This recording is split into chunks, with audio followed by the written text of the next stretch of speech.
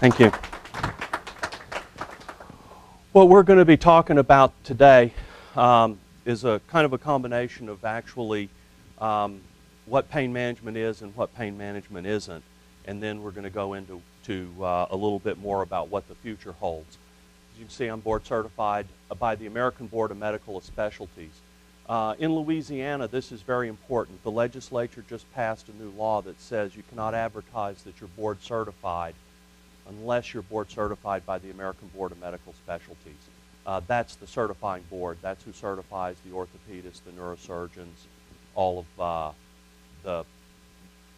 what is typically thought of as the medicine boards. I sit on the Louisiana State Board of Medical Examiners. I'm a member of the prescription monitoring program. Louisiana is the 13th state to adopt a prescription monitoring program. What this does, it's very unique. It was actually pushed in Washington by the Interventional Pain Society, of which I was president of the Louisiana chapter. And what this does is it gives us a computer link between all of the pharmacies in Louisiana so that we can see what scheduled pain medicines that patients are taking. This is a really important tool for us in the fight against illegal drugs. Because one of the big problems that we have in pain management is that people will have bad things happen to them. They'll have bad operations. They'll get hooked on drugs, and then they turn around selling their prescriptions. And before the prescription monitoring program, we had no way of knowing. They would go from one doctor to another doctor to another doctor, and if all they did was keep the pharmacy separate, nobody knew. And so now we have a way of monitoring this, and it's really extremely effective. We also use it at the board of medical examiners to monitor physicians so we can see if someone's way out of line with what they're writing. And not that we mean to be overly intrusive, but when a physician is writing 5 times and 10 times more OxyContin than any other physician in Louisiana, there's a problem. And it gives us direction. It also allows us to actually develop a better trust with the people that we take care of. And then I'm a board member of the Calcasieu Drug Task Force. What happened is that once we put the prescription monitoring program in place, all of the patients, that were having problems because of the prescription monitoring went to Texas. And so now we have the issue of people coming back from Texas with a bottle of 1,000 OxyContin. And that's not medical use. That's criminal. And so Calcasieu is right there at the forefront of that. And so that's what we were trying to come up with a way to fight this. And so what is pain management? Pain management is not magic. I hear all the time patients come into the office and they tell me, they said, well, my surgeon said there's not anything he can do for me. You need pain management. Like, I have a magic wand. Or a patient comes in and says, Doc, I'm here for a little pain management. I don't know. It's not a cure. Pain management is exactly that. It is management. And I make the analogy here between hunting and killing, fishing and catching. We all live in Louisiana. Everybody says, well, I'm going hunting. Not, I'm going to go kill a deer. I'm going to go hunt a deer. Sometimes we kill one. Sometimes we don't. Pain management is the same way. Sometimes we get a very good success about 70% of the time. Sometimes we don't. There are diseases that we cannot resolve the issue. And it's not 100%. We have patients all the time that come in that think, well, once I've done this, can I go back to exactly what I was doing before? Well, if what you were doing before caused the problem, if you go back and do that again, it's probably going to cause the problem again. So, as with high cholesterol, as with coronary artery buildup, as with colon polyps, as with prostate enlargement, as with all the things that we deal with, as men and ladies, it's management. It's not cure. They don't cure your coronary artery disease. They manage it so it doesn't give you problems. And there is no guarantee. The other thing I tell patients is that even if we can make the pain completely go away, it's like fixing your car at a body shop. You get your car out, it looks brand new, and you go, wow, they did a great job fixing this. And if you drive out and hit a tree, it doesn't matter how good a job the body shop did, you can't drive your car into a tree. And pain management's the same way. Now, what is pain management? Pain management is a specialty field of medicine. We were recognized in 1995. And I did my fellowship in 1990. When I did my fellowship, there were only about 6 in the country. And that's why I went to Cincinnati. There is no other reason I would have gone to Cincinnati. Have you ever been to Cincinnati? There is no reason that you're going to go there. Maybe if you work for Procter & Gamble, but that's it. But anywhere, that's where I had to go for this. And then it's an American Board of Medical Specialties subspecialty field. Now, in 1995, when this was recognized as a specialty, it was only anesthesiology. And they used only anesthesiologists because we were familiar with the anatomy, with the injections, with blocks, and those type of things. But about 4 years ago, they looked at it and they said, you know, pain management is really much more complicated than just doing injections. And it is. It's very complicated. And what they did was they expanded it, and they said, well, there can be 4 subspecialties that come into this. You can have anesthesia, physiatry or physical medicine, neurology, and psychiatry. And what we're now seeing is that when I did my fellowship, it was a 1-year fellowship. Now they're beginning to be 2-year fellowships. So they will go to school for 4 years of training, become board certified in either anesthesia, physiatry, neurology, or psychiatry, and then do 2 more additional years. If you're going to call yourself board certified. And quite honestly, when I look at physicians, I don't consider physicians unless they're board certified. The boards are something that we all should take, most all of us do take, and the boards are a written exam and an oral exam. So that not only do I have to pass the test, but I have to be able to sit down and explain to 3 physicians at one time that are challenging everything I said as to why I said it, how I back it up, and why it's the right thing. And so when you see someone that's board specialty, you at least know what their level of training is. Now, that doesn't guarantee they're a good doctor, but at least you know where they're at. So, pain management, we're at a fork in the road. And if you ever came to one of our pain management conferences, you'd walk out and say, man, those guys don't know what they're doing. Because we argue vociferously about this.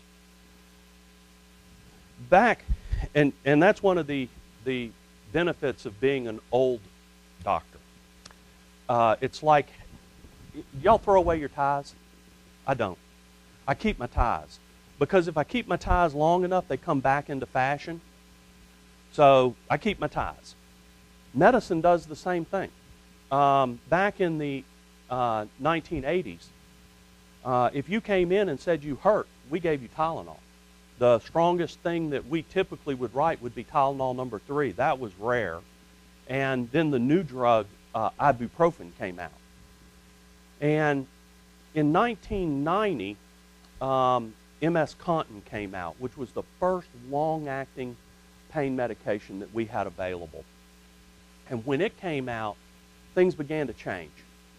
And there was a fellow in Cincinnati, his name, interestingly, was Richard Payne, who was a neurologist, who thought that chronic back pain could be managed like cancer pain. So if you give a patient enough pain medicine, eventually they will reach a point where they will be happy and comfortable, and you'll be able to manage them like that forever. we tried that for about 5 years, and what we found is that's not true. There are still those who move in that direction. I'm going to talk a little bit more about that. And the field split. So what we got was an interventional group of physicians who looked at the medication and said, well, medicine's not doing it. We're putting people on high-dose medications. They're having problems. They're having constipation, confusion, personality changes, drop in testosterone, balance issues, all kinds of things. And so we moved toward a more interventional approach where we do injections, where we burn nerves, where we put in spinal cord stimulators, where we will work some. And then it comes down to the question of why not a little of both? Well, that's kind of what we do.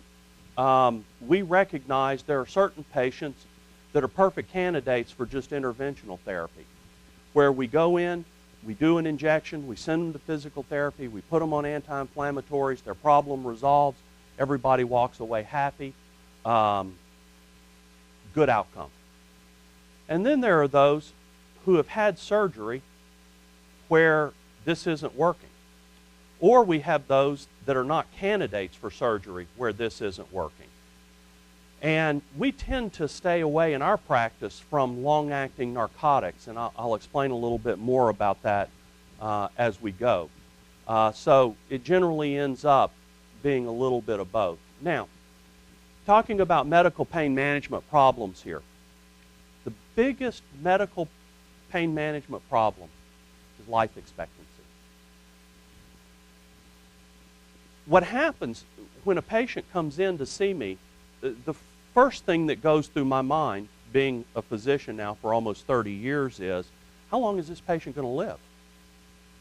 Because if this patient's 55 years old and in relatively good health in the United States as a male, he's looking at 80. I have 25 years. If it's a female, I'm looking at 88 to 90. She's got 35 years. So that's one of the real keys when you're coming up with a plan. And you'd think that everybody would recognize this. That's where experience comes in. And all of a sudden, you begin to see people that you've taken care of for 5 years, for 10 years, and you're aging with them. And then tolerance, big problem. This is a problem that we can't resolve. And what I mean by tolerance is, I'm sure, well, I'm not sure, but if you've had a beer, everyone who had a beer, you had your first beer, how many beers did you have? One. Because if you'd had two, you got so drunk you almost threw up. After a while, you could have 2 beers, and 2 beers felt like the first beer you ever had. And then, after a while, you realize why they made a 6-pack. And then, you understood why there was Jack Daniels. So, the same thing happens with pain medicine, because pain medicine is metabolized through the exact system that alcohol is metabolized through. And so what happens is the first time you take a pain pill, you go, oh, this works great. If I could just take this 2 or 3 times a day, I'm golden. I am good. Then after a while, it's not 2 or 3 times a day. I need it 4 times a day. Then 4 times a day, 6 is better. Then, how come I just don't take 2 of them 4 times a day? And all of a sudden, the creep starts coming, and you need a little more and a little more and a little more. The problem is that never stops. And it's like, I use the alcohol analogy. It's like the drunk at the end of the bar who the only thing he can pick his head up to say is, pour me another one. Otherwise, he's incapacitated. Well, that's what happens. That's tolerance. And then after you become tolerant for a while, then addiction begins. And addiction is a problem when the patients, all they think about is what time is it? When is my next pain pill due? Once they get that thought going, then that's a problem. And then the cost. Everyone thinks that the cost it's cheaper to just put someone on pain pills than to do interventional therapy or physical therapy or things like that. Well, the cost. Vioxx fixed the cost. What happened, y'all wonder why the cost of medicine is so high? I'm going to explain to you why. Vioxx was a drug that was developed by Merck back in the 90s. And Vioxx was an anti-inflammatory. And it went through FDA approval, and everybody loved it, and everybody said Vioxx is a great drug. It was a great drug. And then Vioxx, they started having some problems with it. They took Vioxx off the market. Well, once the litigation started, Merck said, wait a minute, we were FDA approved. We did everything according to all the government regulations. We submitted the studies. We did everything. We dosed according to the FDA. You attorneys can't sue us. And that was their defense. When they made Vioxx, Merck, over 8 years, made $18 billion off of Vioxx, selling it for $1 a pill. $18 billion. A home run by anybody's measure. Their legal cost, when it was all said and done, $36 billion. They lost double. That's the problem. So now when a drug comes out, how do you know how much to put it at? Because you can be FDA approved and everything can be perfect, and if you end up in litigation, you can lose double. So there's no reinsurance. I don't know what the solution for that is, honestly, but that's why drugs cost so much. And so now you look at a pain pill, the long-acting pain pills, the OxyContins, the Duragesics, the MS Contins and stuff, those are $10, $20 a pill. All of a sudden now you're looking at patients who have average pain medication costs of $800 to $1,500 a month. And once you're hooked, you're hooked. That's the problem with this. And then the Louisiana legislature steps in and says, gee, you have to do drug screens on all these people. Well, drug screens, gas chromatography, the best way to do drug screens, $835 for a drug screen. That's ridiculous. And then the legislature stepped in and said, you know, you guys have to see these patients every 30 days. And we as physicians stepped in and backed them up and said, no, we can't see them every 30 days. We want to at least be able to stretch it out to every 90 days. That's what the good physicians did. The bad physicians said, how about every 2 weeks? So this is an issue that we have. And then the physical toll on the body. The pain medications decrease testosterone. As we get older, we're all struggling with this. That's why our bellies get a little bit bigger. It's why we don't quite have the energy. You know, it's why I don't get paid as much for the gun show anymore as I used to. It's what happens to us all.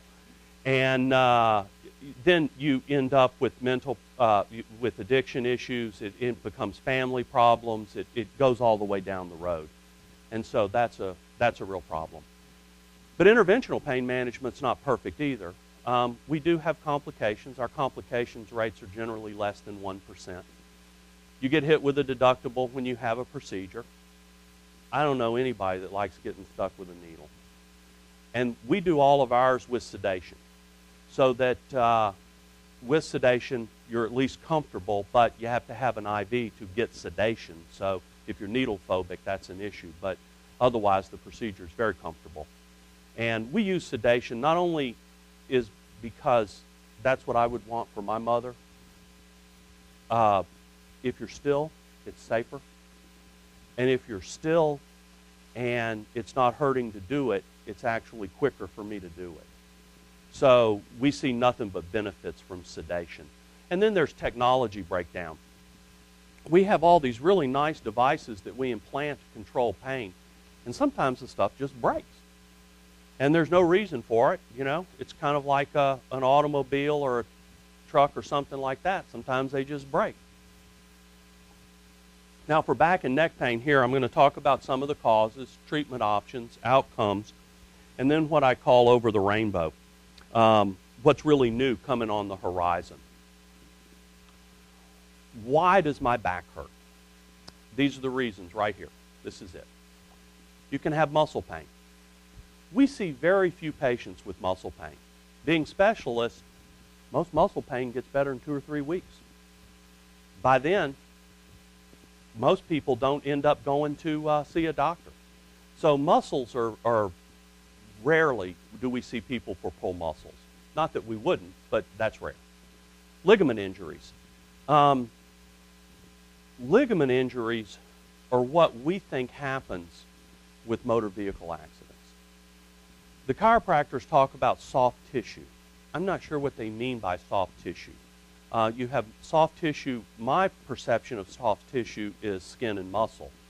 But skin and muscle heals within 9 weeks. Ligaments don't. If you tear a ligament, if you don't fix it, it'll be torn for good. And you have ligaments that hold your spine together, and it's these ligaments we think that are the pain generators after an automobile accident. We also think that's the pain generator after a woman has a baby. Women who have babies, 30% have chronic persistent back pain because of a hormone they produce that causes ligament laxity or relaxes the ligament. It's why they're able to pass a watermelon. Then discs can hurt, bones can hurt, and surgery. Surgery hurts. And then, of course, aging. And this can be a combination of degenerative disc, osteoporosis, arthritis, on and on. And we're going to talk some more about surgery here because surgery is not the panacea that it is put out to be. What are your discs? Your discs are cushions or spacers. And your cushions or spacers, you can bulge, you can herniate, and you can extrude. A bulge or a herniation, I call them blisters. A bulge is a big blister, a herniation is a focused blister, and an extrusion is where the disc actually spits a piece of brine shrimp out. That's what it looks like. And then the disc can tear. And a disc is like a tennis ball full of Jell-O. And what happens here is your tennis ball tears and your Jell-O leaks. And that never heals. And that's a big problem. And we've got some things coming out that are going to be able to fix tears. And then your disc can degenerate. A degenerative disc is why we all get shorter as we get older. You have 24 discs in your back. If you lose 1 millimeter or 1 millimeter from each disc, not 1 millimeter. If you lose, if you end up losing a 1/10 of an inch from each disc over time, you end up 2.5 inches shorter. That's why we get shorter. Surgery. Several options for surgery. We have endoscopic surgery. And when we talk about endoscopic, that's through the scope. And surgery through the scope can either be hot surgery or cold surgery. Hot surgery is laser. Let me tell you, there's no magic to laser. Laser is not a magic. It's not, it's in Star Wars. I would not have laser surgery because they use a very hot, amplified spot of light. Then they can't control the depth of the burn. So as they're lasering, they're always wondering, actually, how deep am I? And if they go too deep, then it just burns all the way through. Well, there are structures in the back that you don't want burnt. And so I much prefer, if I was having back surgery, I'd just soon have the surgeon pick it out by hand. And then there's open surgery. That's the scar that you see. And then we've got simple discectomy. That's where they just go in and remove a disc. A foraminotomy, that's where they go in. A foramen is a hole that a nerve passes through. One thing about medicine, if we spoke in English, we could only charge half as much. So we don't speak in English. We make this stuff up. And that's the nerve hole. And then you can do a disc replacement. Now, we were very excited about disc replacement. And then the FDA got Vioxxed. And what happened when the FDA got Vioxxed was that they said, well, you required 3-year studies, and we didn't recognize the problem for 10 years. Well, the FDA, being a good government agency, said, okay, now all of our studies need to be 10 years. So everything that was in the pipeline shut down. So now everything gets a 10-year study. It's why we're in a rut. We can't get anything approved. The FDA doesn't care. They're a bureaucracy in Washington that if no one submitted a new application, they'd get paid and they wouldn't do anything anyway. So they don't care whether they approve anything or not. They have no mandate to. So that's the problem. So in the United States, we have one available disc replacement, which is the oldest disc replacement on the market. I was in Germany 2 years ago. They have 15. They're on their 10th generation of disc replacements, and they laugh at us for the one that we use because they don't even use that one anymore. It's so old. Well, we can't get anything approved. And then a fusion, a single multiple level fusion. The statistics on fusions. There was a study done by the chairman of Stanford in California, Dr. Karaji, that doing a one-level fusion on a perfect patient. If you did one level, 50% of the time you had the same pain when it was over. 25% of the time you had worse pain. And 25% of the time you were 25% better. So you're taking a 75% chance you're going to be the same or worse for a chance of being 25% better? I don't get that. And then aging. This is the problems that we all run into. Degeneration of the disc. Our discs are full of water, and just as our skin is full of water, and this is why babies are so, the medical term for a baby is squishy. And so that's why babies are so squishy, is they're so full of water. And as we age, we lose our water, and that's what degeneration is. And then facet arthritis, that's arthritis in the joints in the back, osteoporosis. We all get a little thinning of the bone. The best thing that we can do to prevent osteoporosis is work out with weights and stress our muscles. And scoliosis, this is a rare problem in men. In fact, I think I got around 10,000 patients, and I can think of only 1 or 2 men in my clinic with scoliosis. That's a very rare problem. That's almost always a female disease. And then spinal stenosis. Spinal stenosis is where the spinal cord gets narrow and won't allow blood flow through the spinal cord. And that's a big problem. Because what happens is that your spinal cord acts like a telephone switching line. And once it gets hot and overheated because of a lot of information coming in, it shuts down. And that's why patients with spinal stenosis, they can walk a certain amount of distance, then they have to stop. And then if they rest, the pain goes away, and then they can walk back to where they were. But each time they do that, it gets shorter and shorter because their spinal cord is having problems with blood flow. Spinal stenosis, I'll get to that. There's a few new things on the horizon for that.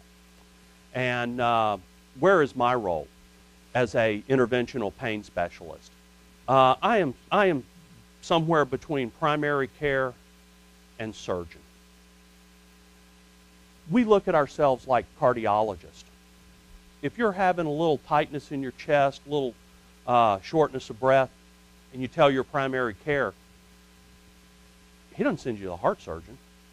You know, not my friend Dr. Bringays or Dr. Thurman or any of the heart surgeons. You don't walk into the heart surgeon's office and say, Doc, I'm having some tightness in my chest, a little shortness of breath. What do you think? I need an operation? No, They send you to the cardiologist. Cardiologist says, well, gee, why don't we put you on a stress test? Let's see if something's blocked. If something's blocked, maybe we put a stent in it. And if the stent doesn't work, then maybe you're going to need a bypass. We find it interesting that the primary care are sending to the surgeons, because surgeons cut. That's what they do for a living. That's like going to a barber. When you go into the barber and you sit down at the barber shop and you say, what do you think? What's he going to say? I think you need a little off the top and maybe a trim on the sides. Well, I just had something a few weeks ago. Yeah, but we can clean that up. That's what he assumes you're there for. Surgeons are no different. The surgeons always say, you know, a chance to cut is a chance to cure.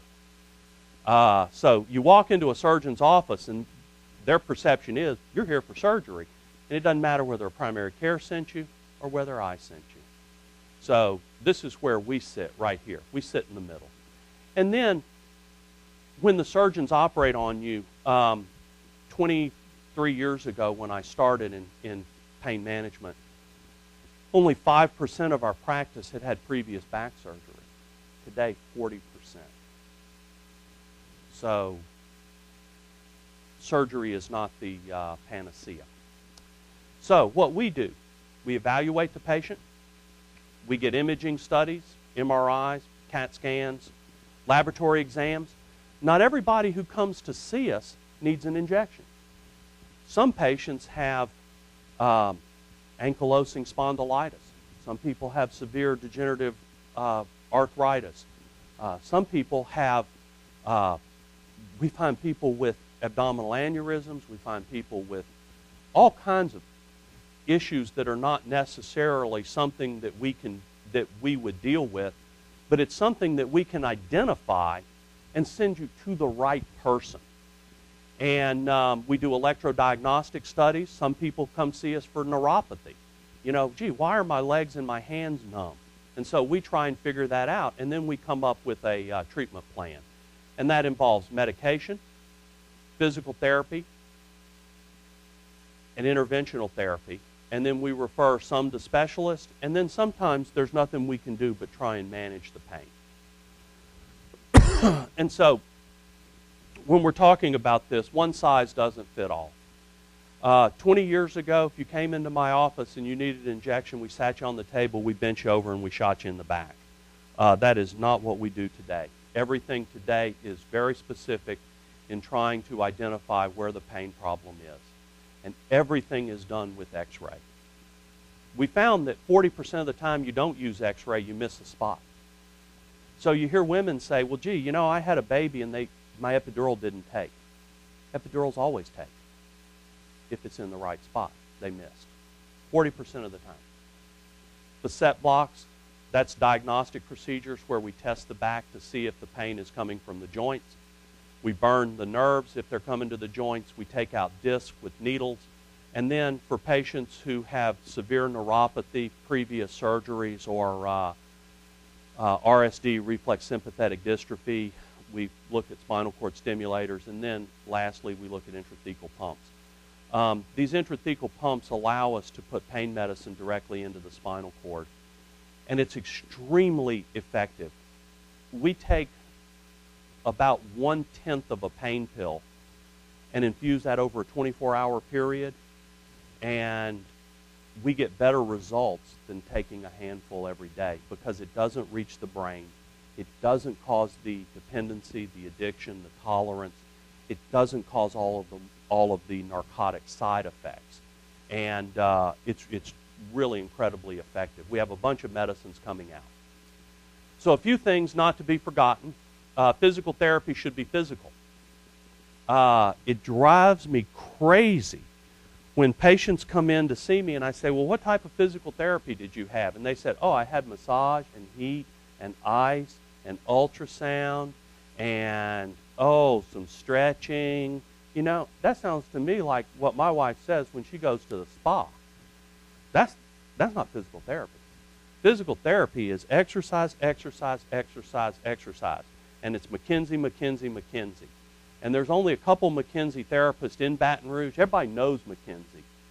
You know, that's like I know Ben Franklin too. I just don't have that many of them in my pocket.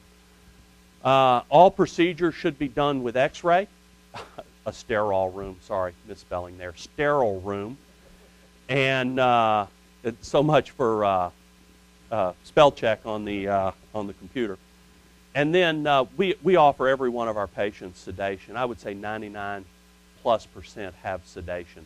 And that makes it safer, comfortable, and makes it a much more pleasant experience. And surgery is not always the final answer. You know, I have some patients who say, Doc, if nothing else works, I'm going to go have surgery. Well, you know, my response to that is, if I can't control your pain now, what am I going to do if he makes you worse? Surgery doesn't always fix the problem. Now, I don't mean to be beaten up on my surgical brethren, because we refer a lot of people to surgery. But you have to do the right surgery for the right problem. And then, when possible, do not burn bridges. That is a big thing. Once you've had an operation, I can't unoperate you. No going back.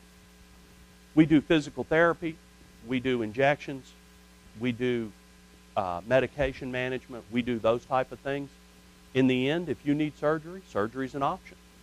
We didn't burn any bridges. You burn the bridges, there's the problem. And then the last thing, I think it's important for physicians and you know, in general. If you wouldn't want this done to your child, please don't be doing this to the patients. You know, sometimes I see stuff that's being done by some people, and I'm thinking, is that what they would do to their family? So, in wrapping up, call this one Somewhere Over the Rainbow. Disc repairs. We're right there. Disc repairs with the torn disc, it's a big problem in younger people, and we now have a fibrin filler and a procedure called a biacuplasty, where we actually go in with needles and we heat and repair the back of the disc.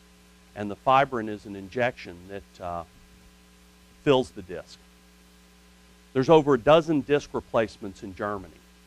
I had a partner, went to Germany, got a double disc replacement, did great.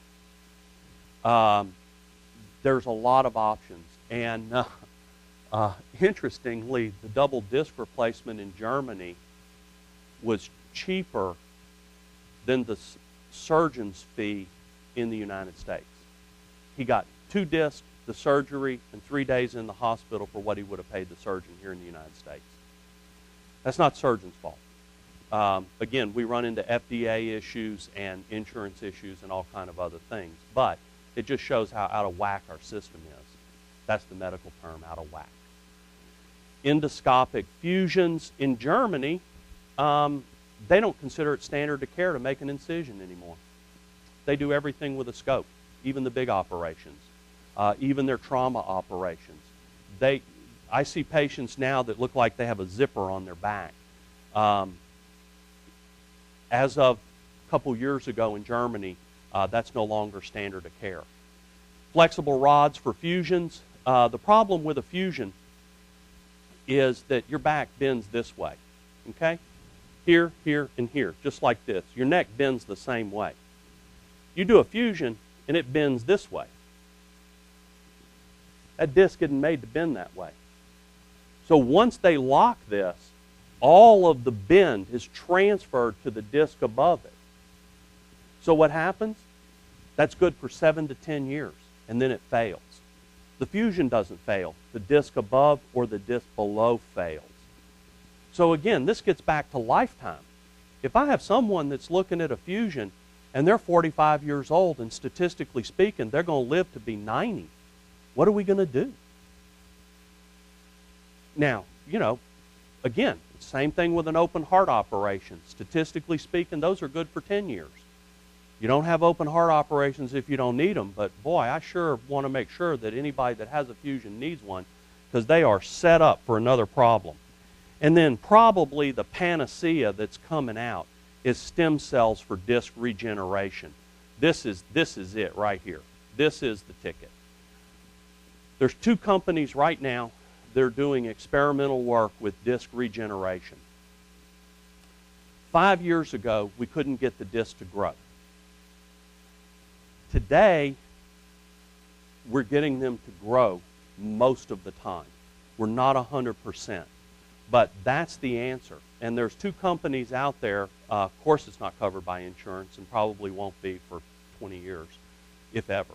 There are companies out there that will take blood from you, 2 pints, and take your stem cells out of your own blood. They will take a piece of good disc, mix it with those stem cells, and grow new discs. They dehydrate them, they pack them, and they stick them back in the bad disc, and you grow new discs. I was just at a meeting in Chicago last week, big topic. That was what everyone was very excited about. And this is interesting. I don't know if y'all know who Donald Berwick is. This is the recent appointment, the Director of Medicare. And this is his statement. So I know everybody's aware of all the fight we're having over health care. And I'm not speaking as a partisan person. I'm not speaking as a Democrat or a Republican. This is his quote.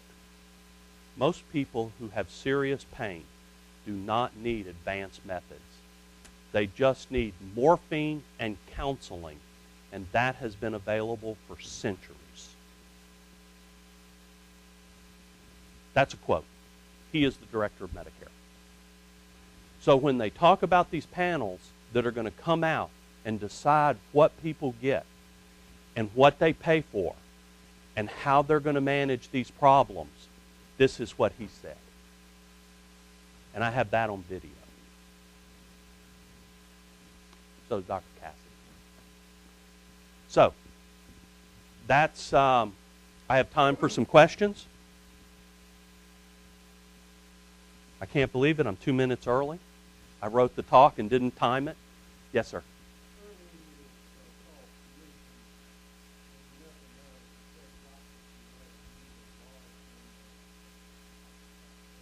Yes.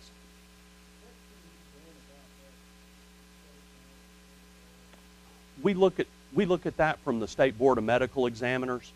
The Board of Medical Examiners, this was the reason that I had asked to be appointed by the governor to that, because prescription abuse is one of the biggest problems we've got nationwide. And since it was always under the guise of pain management, and that absolutely drives me crazy. You've got these clinics out there that say, well, I do pain management, and you go in, you go, well, what's your qualification? Well, I couldn't make a living as a family practice doctor, so I'm writing prescriptions now. Or, you know, I couldn't make a living as an OCMED doc, or, you know, I'm writing prescriptions. That's not pain management. That is something else. And I wish Tony was here so he could advise me on exactly what I could say. Yes. And what happens is that it's very difficult. From the police perspective, they're very deferential to physicians. They don't want to interfere in the practice of medicine, and nor should they. Because you don't want to come in and shut someone down who's legitimately helping patients who have cancer, who's legitimately helping patients, and you're legitimately doing the good thing. The key is identifying those. And what happens is that once those come up on our radar, I mean the LSBME, and the way they come up on our radar, 95% of the time is that there's an anonymous report to the LSBME. You can go on the website, you can write us a letter, you can call us and say, listen, Dr. X is overwriting prescriptions, he's got my son addicted, or issues. The LSBME investigates 100% of their complaints. And they will go and look, and they will see what they're writing. And then what they do is they come in and they do a survey. And they walk in and they say, doctor, we'd like to see 100 charts, and we'd like to see these 100. So if you called in and said, you know, my son or grandson has a problem, there's not going to be any way to identify who it was that we were looking at. So we pull 100 charts. You don't know what 100, you don't know why we picked those 100. And then what we do is we go through and we look to see if they're practicing good medicine. If he has a physical exam, if he has appropriate diagnostic studies, if he's made appropriate consultations, if he's writing appropriate medicines for the appropriate problem, if he's doing routine screening, if he's making sure that everything's going correctly, and we find that to be the case, then he's practicing medicine. We may not agree with the way he's doing it, but we're not going to interfere with that. We may work on some education, continuing medical education, you know, discuss what's going on. But if we find out there's no physical exam, there's no diagnostic studies, there's no referrals, and patients who have back pain at 24 that have been on OxyContin for 5 years, that's not medicine. And what we do then is that we bring them in, we suspend their license, they may lose their ability to write prescriptions, they may lose their medical license. We put them on probation. We have various remedies. And we're careful trying not to step on the police investigations, but we had to shut down some clinics in Baton Rouge because we couldn't get the police to move forward. And finally we said, there's just too much. We're shutting them down. We're pulling their license. And you'll notice last year there were about 8 or 10 physicians in the Baton Rouge area that are no longer practicing in Baton Rouge. No. What happens is that once you have a problem with one state, we are mandated to report it to all states. So when we have someone who moves from Texas and applies for a Louisiana license, we get a notice that this fellow is on suspension in Texas for prescription abuse. We bring him in, we talk to him, we evaluate, and then we make individual decisions about that. And we're not a hanging jury, but we understand what the problem is. LSBME, S, Louisiana State Board of Medical Examiners .org. And there's a website you can go on, you can make anonymous reports. It's all confidential, strictly confidential, because this is where we get all of our information. We absolutely do not want anyone knowing who submitted that.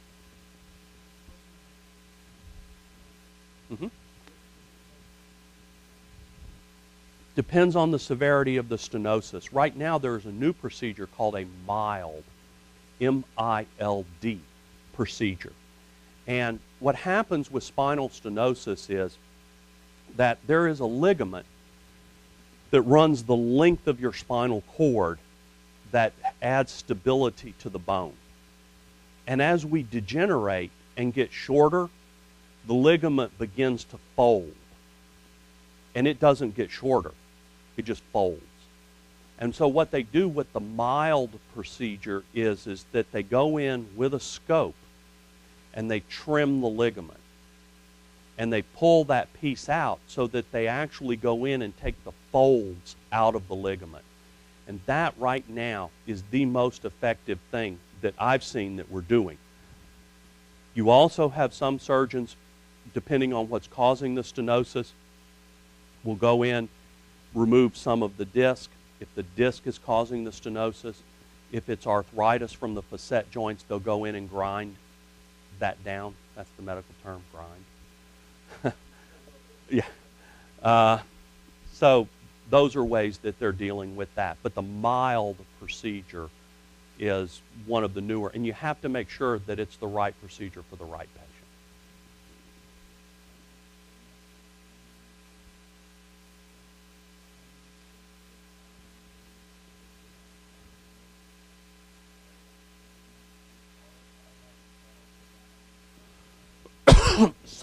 Some people have a congenital narrowing, meaning you're born with a narrow spine. And we see those patients at a very young age. You know, I saw a girl the other day, 36 years old, with spinal stenosis. I don't know what we're going to do for her.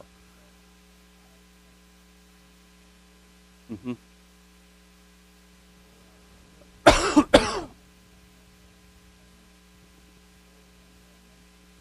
A laminectomy. Mm-hmm. Mm-hmm.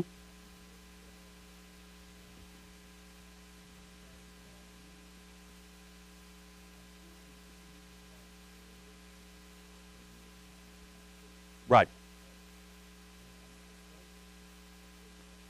Got a lot better.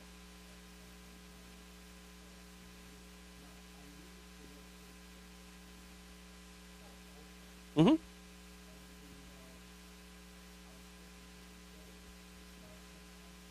No, if you get by on one or two, that's perfectly fine. Yeah. What happens is that the medicines aren't curing this problem. All they're doing is helping manage the problem. And so when we look at this, they need to look at the diameter of the canal. They need to look at the stability of the previous back operation. And then they need to look at if the stenosis is reoccurring. And if the stenosis is reoccurring, then you have to come up with a new game plan.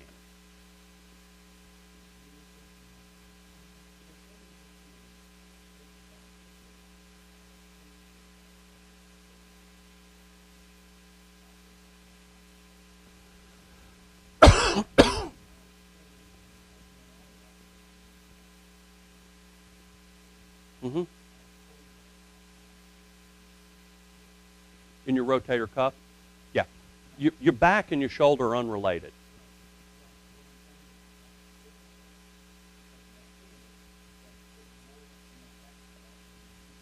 You need to get your rotator cuff fixed. I know. You need to get it fixed. The reason is the rotator cuff is once it's completely torn, as you get older, it starts to separate and separate and separate. And then once it gets to a point where it's so separated, they can't pull it back together. And they've been using this artificial ligament, I think it's from a pig, and they've been trying to patch it, but it's going to have to be addressed. I don't see anybody get better. As I tell every patient, the only thing that gets better with age is common sense, and that's hit or miss. Otherwise, everything, we downhill from about 25 on. Nope, that is not.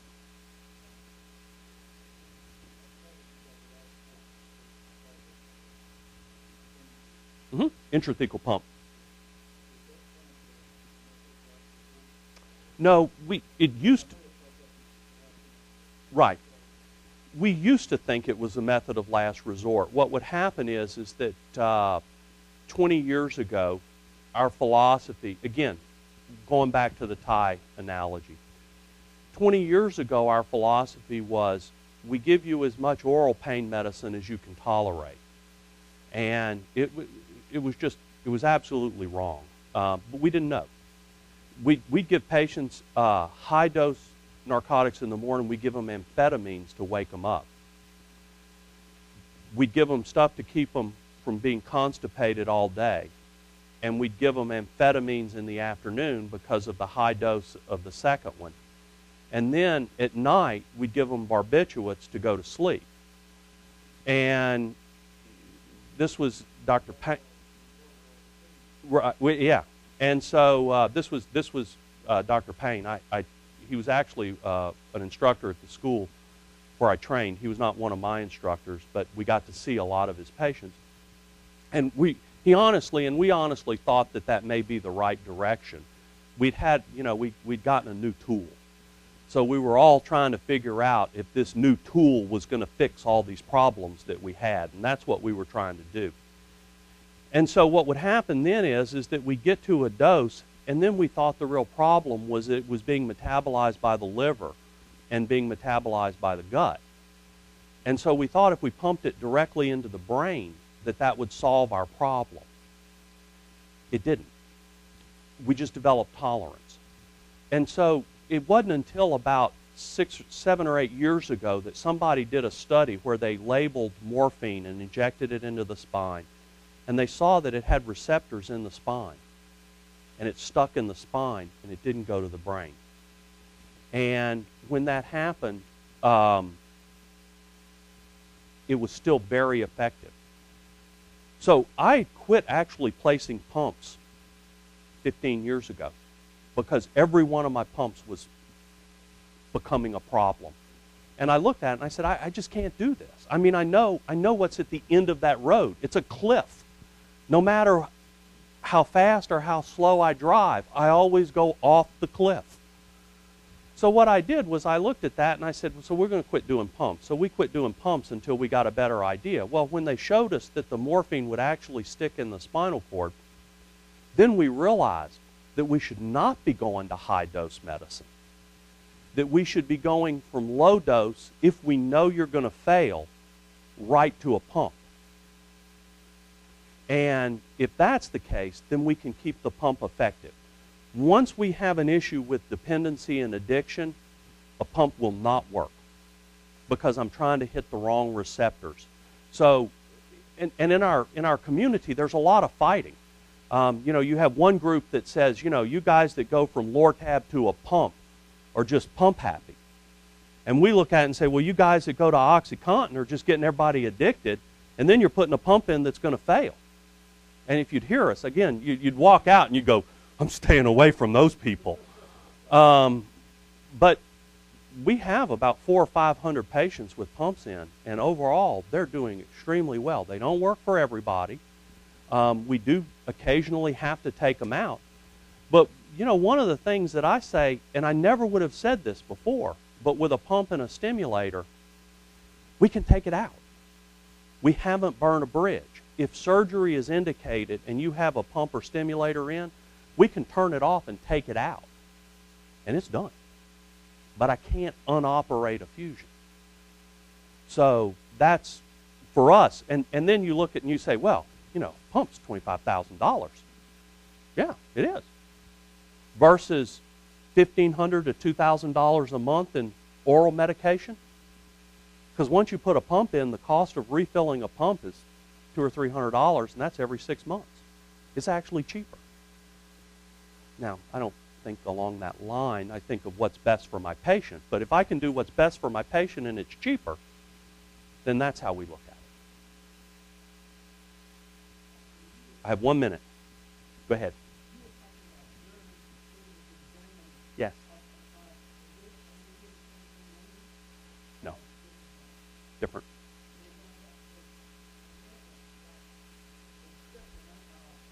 Yeah. We've taken a step back. Germany has really taken the lead in back surgery. They've taken the lead in innovation in this. They've really focused on this problem. And when I go to the international meetings, the international spine meetings, it's really the Germans that are developing all the new products or showing all the new products, and that's really who's the lead.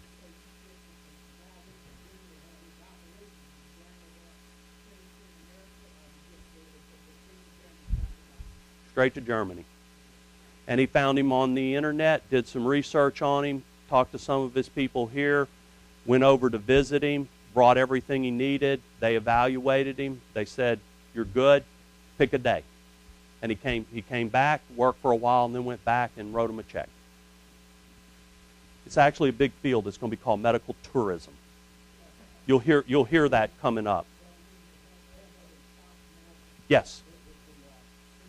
With knee implants and hip implants, yes. We're going to see it more and more. I'm done? Thank you, guys.